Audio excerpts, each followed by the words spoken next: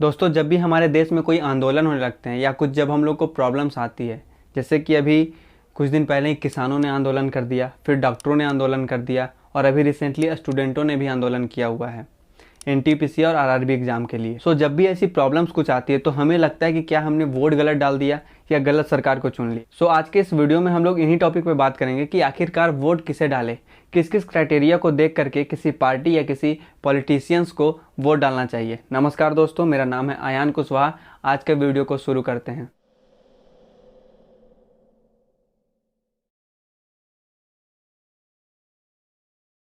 दोस्तों, हम लोग को समझना होगा सबसे पहले कि हमारे देश में कई ऐसे पार्टियां हैं जो लोकसभा और विधानसभा का चुनाव लड़ती है, लेकिन क्या वो पार्टियां हमारे मुद्दों पे सवाल उठाती है, क्या हम लोगों के मुद्दे पे अपना वोट लड़ने आती है? ये चीज़ों को समझना सबसे ज़्यादा ज़रूरी है। और जब भी हम वोट डालने जाते हैं तो क्या हम लोग प्रिपेयर होते हैं किसी पार्टी को वोट डालने के लिए, ये भी समझना हम लोगों को ज़रूरी है। और जब भी हम लोग वोट डालने जाते हैं तो अपने बेसिक्स नीड्स को या इंपॉर्टेंट इश्यूज़ को भूल के हम जिस पार्टी की लहर सबसे ज़्यादा होती है या प्रचार प्रसार जिस पार्टी की सबसे ज़्यादा चल रही होती है उसे वोट डाल के आ जाते हैं। क्या ये सही तरीका है वोट डालने का? इस बारे में हम लोग इस वीडियो में बात करेंगे दोस्तों। और इन चीज़ों को देखना भी होगा दोस्तों कि जिस पार्टी के पास सबसे ज़्यादा पैसा होंगे या जो पावर में रहेगा वो उस समय पर सबसे ज़्यादा प्रचार करेंगे चुनाव के समय पर। बाकी समय पे वो कहाँ रहेंगे कुछ पता तो नहीं रहेगा, लेकिन चुनाव के समय पे सभी पार्टियां हम लोग के बीच आने लगती है और वोट मांगने लगती है। हम लोग को ये भी देखना होगा कि जिस पार्टी के पास सबसे ज़्यादा पैसे होंगे वो टीवी पे अपना ऐड सबसे ज़्यादा चला रहा होगा, न्यूज़ पे उसकी ऐड ज़्यादा आ रही होगी, होर्डिंग उनकी लगी होगी और पोस्टर उन्हीं की छप रही होगी हर रोड पे दोस्तों। सोचने वाली बात है और हम लोगों को ये देखना चाहिए कि कौन कौन से ऐसे आधार हैं, किन किन मुद्दों पर हम लोगों को वोट डालना चाहिए। आज के इस वीडियो में मैंने इसे 3 क्राइटेरिया में बांटा हुआ है।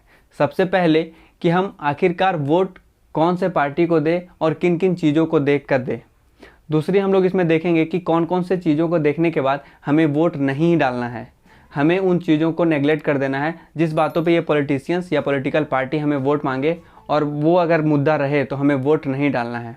और तीसरा कि क्या क्या ऐसे चीज़ें हैं जो बदल देने से हमारी गवर्नमेंट में और हमारे डेवलपमेंट में काफ़ी सहयोग मिल जाएगा। और ऐसा हो जाने के बाद हर एक पॉलिटिकल पार्टियां अपना मैनिफेस्टो लाने के बाद डरने लगेगी, वो वादे करने के बजाय काम करने पे ज़्यादा एग्रेसिव रहेगी। आइए दोस्तों, हम लोग एक एक करके इसको पूरा एनालिसिस करते हैं और समझते हैं। बात करते हैं पहले टॉपिक पे कि क्या क्या ऐसे चीज़ें हैं जिसे देखने के बाद हमें वोट डालना चाहिए। इस पहले टॉपिक में 4 पॉइंट हैं। सबसे पहले आपको एमपी और एमएलए का फेस देखना चाहिए, दूसरा गवर्नमेंट का परफॉर्मेंस देखना चाहिए, तीसरा पॉलिटिकल पार्टी देखना चाहिए और चौथा पीएम या सीएम का फेस देखना चाहिए। अब आइए हम एक एक करके इन सभी चीज़ों पे बात करते हैं कि अगर एमपी और एमएलए हैं तो वो उनमें क्या क्या क्राइटेरिया होना चाहिए, अगर गवर्नमेंट परफॉर्मेंस देखना है तो उसमें किन किन चीज़ों को देखें, अगर हम लोग पॉलिटिकल पार्टियाँ को देख रहे हैं तो क्या क्या देखें, और चौथा सीएम और पीएम का फेस देख रहे हैं तो क्या क्या देखना पड़ेगा। आइए हम एक एक करके समझते हैं। हम लोग बात करते हैं पहले पॉइंट पे। जब भी हम लोग एमपी और एमएलए की बात करते हैं तो हमें देखना चाहिए कि हमारे कॉन्स्टिट्यूएंसी में कौन कौन से नेता खड़े हैं, कौन कौन से कैंडिडेट खड़े हैं। सबसे पहले तो हमें ये देखना चाहिए।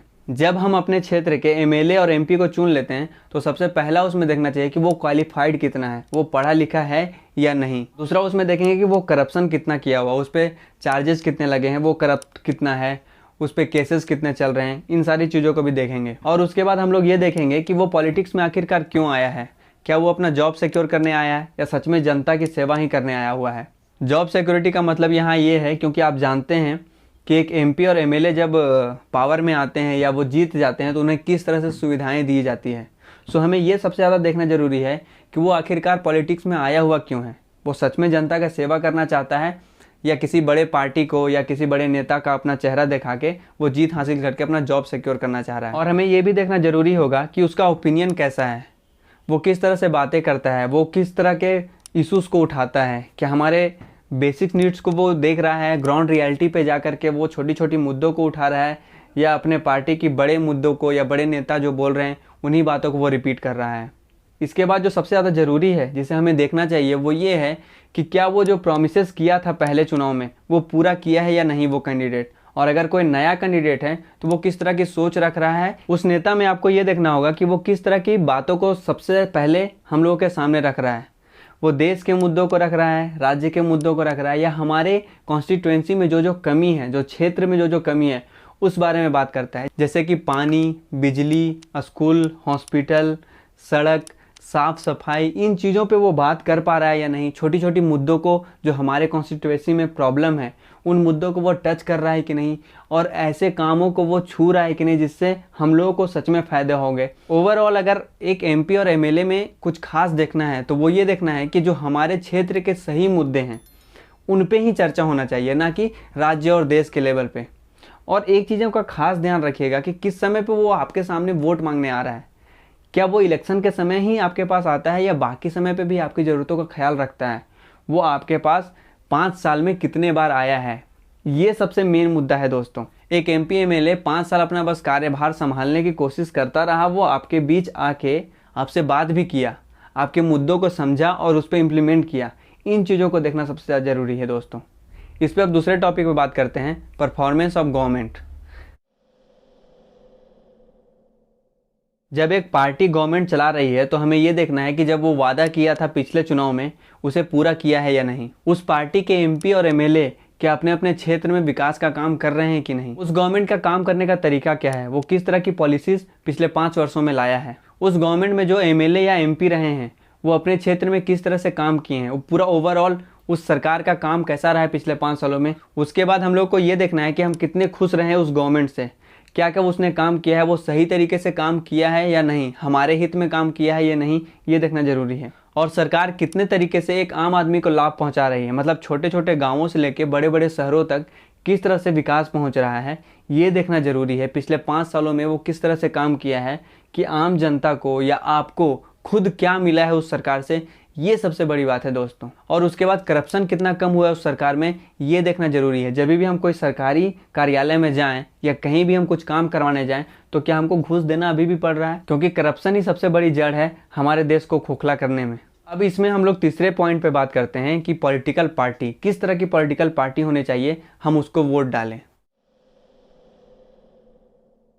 तो इसमें सबसे पहले हम लोग को ये देखना चाहिए कि कोई अगर पॉलिटिकल पार्टी अपना सीएम और पीएम बनाया हुआ है तो वो अपने हाई कमान से या ऊपर से मॉनिटर नहीं किया जाना चाहिए। उसके बाद हम लोगों को ये देखना होगा कि अगर कोई एमपी और एमएलए अपने क्षेत्र में काम करना चाहे तो ऊपर से उसे कोई रोक टोक ना हो, मतलब हाई कमान से कोई रोक टोक उसे ना किया जाए। मतलब अगर कोई पॉलिटिकल पार्टी हो तो वो डेवलपमेंट पे ज़्यादा बात करे, उसकी विचारधारा डेवलपमेंट को लेकर ज़्यादा हो, उस पार्टी के ज़्यादा लोग एजुकेटेड हो, इसका भी ख्याल रखिए।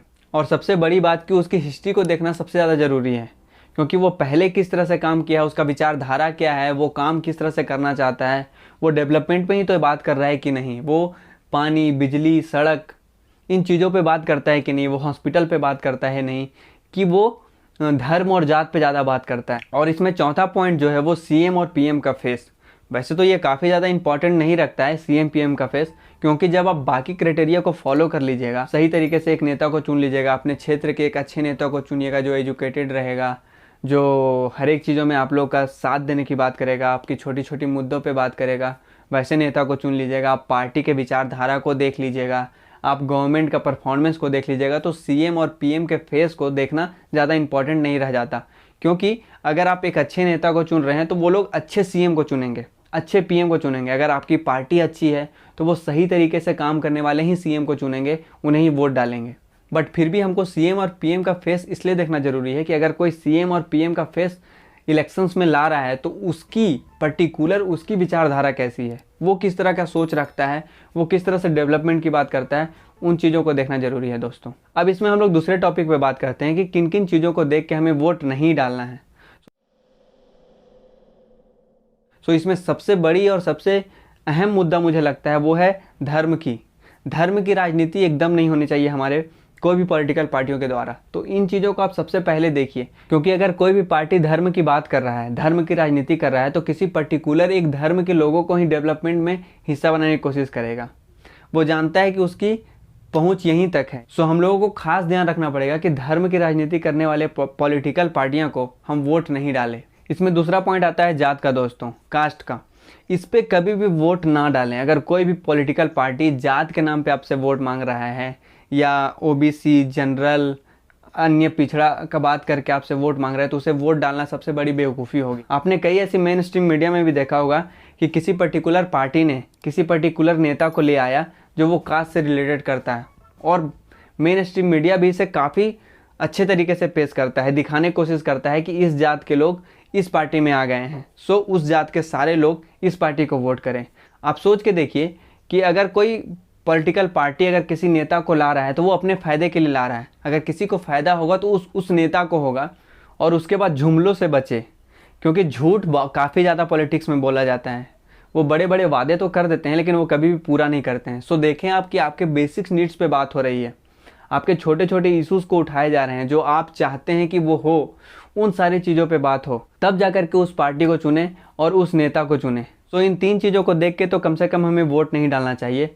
जो धर्म है, जात है और जुमलाबाजी है, उसे 3 चीज़ों का अगर आप समझ गए तो आप वोट उसे ना डालें। और इस वीडियो पे हम लोग तीसरे टॉपिक पे बात करते हैं, जो पहले मैंने कहा था कि वो आ जाने से काफ़ी डेवलपमेंट में दुगना रफ्तार मिल सकता है। तो सबसे पहले तो हमारा मैनिफेस्टो आता है कि जब भी कोई पॉलिटिकल पार्टी हम लोग को मैनिफेस्टो पेश करती है, जो वादे करती है, उसे अगर वो पूरा नहीं कर पाए तो अगले 10 साल तक के लिए चुनाव को बैन कर दिया जाएगा। मतलब अगले 10 साल तक अगर वो विधानसभा का चुनाव लड़ रहा था इस बार और गवर्नमेंट में आ करके वो अपना मैनिफेस्टो को पूरा नहीं किया, अपने पूरे वादों को हम लोग के साथ नहीं पूरा कर पाया, तो अगले 2 चुनाव तक उसका सिंबल को, उसके पार्टी को बैन कर दिया जाएगा उस विधानसभा चुनाव के लिए। वो अगले 10 साल तक 2 चुनाव मतलब वो नहीं लड़ सकता है। ऐसा करने से सोचिए आप किस तरह से बदलाव हो सकता है हमारे देश के पॉलिटिक्स में और हमारे डेवलपमेंट में किस तरह से साथ मिल सकता है। ये बहुत ही अच्छा इशू है दोस्तों, मुझे ऐसा लगता है। और इस पे दूसरा पॉइंट पे बात करते हैं दोस्तों कि अगर वो एक MP है तो उसे दिल्ली में आवास मिलता है, और अगर वो विधानसभा में विधायक है तो उसे अपने राजधानी में आवास मिलता है। लेकिन मुझे ऐसा लगता है कि उनके ही क्षेत्र में, मतलब अगर कोई MP है तो उसका क्षेत्र में, और अगर कोई विधायक है तो उसके क्षेत्र में उसको आवास मिलना चाहिए, और वो अपने ही क्षेत्र में रहें। उनके बाद उनको डेवलपमेंट को सही तरीके से देखेंगे, क्योंकि हमारे देश के कितने भी नेता हैं वो अपने आवास पे ज़्यादातर टाइम बिताते हैं और हम लोगों के पास बहुत कम आते हैं। सो ये 2 चीज़ें हैं जो मुझे लगता है कि बहुत ही इंपॉर्टेंट है। इसमें तीसरा पॉइंट जो है दोस्तों वो है नोटा वोट। नोटा वोट एक ऐसा वोट है जो अपना आप विरोध प्रदर्शन कर सकते हैं। मतलब आपको अगर कोई भी कैंडिडेट, आपके क्षेत्र में जितने भी कैंडिडेट खड़े हैं, अगर आपको पसंद नहीं है तो आप नोटा में वोट डाल के अपना विरोध दर्ज करा सकते हैं। सो ये सोचने वाली बात है दोस्तों कि अगर हमने नोटा में सबसे ज़्यादा वोट डाल दिया, मतलब जो विनर कैंडिडेट है उससे भी ज़्यादा वोट डाल दिया, तो चुनाव आयोग को इस पर सोचना पड़ेगा। हो सकता है कि उस क्षेत्र में फिर से चुनाव कराया जाए, क्योंकि हरियाणा और महाराष्ट्र में पहले ऐसा हो चुका है कि नोटा अगर विनर हो गया है, विनर कैंडिडेट से भी ज़्यादा नोटा पे वोट मिल गया है, तो वहाँ फिर से चुनाव कराया जाए। वैसे तो चुनाव आयोग इस तरह का कोई बयान नहीं दिया है या इस तरह का रूल नहीं बनाया गया है, लेकिन अगर सोचिए अगर हर जगह पे, बहुत जगह पे अगर हम लोगों को पॉलिटिशियंस पसंद नहीं है और नोटा पे ज़्यादा वोट पड़े, तो ऐसा पॉसिबल हो सकता है, क्योंकि हरियाणा और महाराष्ट्र में इस तरह का काम पहले हो चुका है। सो ये 3 चीज़ें हैं जिन्हें करने के बाद हमको डेवलपमेंट में काफ़ी सहयोग मिलेगा और एक अच्छा नेता को चुन पाएंगे। सो उम्मीद करता हूँ दोस्तों कि आज का वीडियो, आज का टॉपिक आप लोगों को अच्छा लगा होगा। अगर ये नॉलेजेबल होगा तो अपने दोस्तों के साथ ज़रूर शेयर कीजिएगा, एक लाइक ज़रूर कर दीजिएगा, और मिलते हैं अगले वीडियो में। तब तक के लिए धन्यवाद।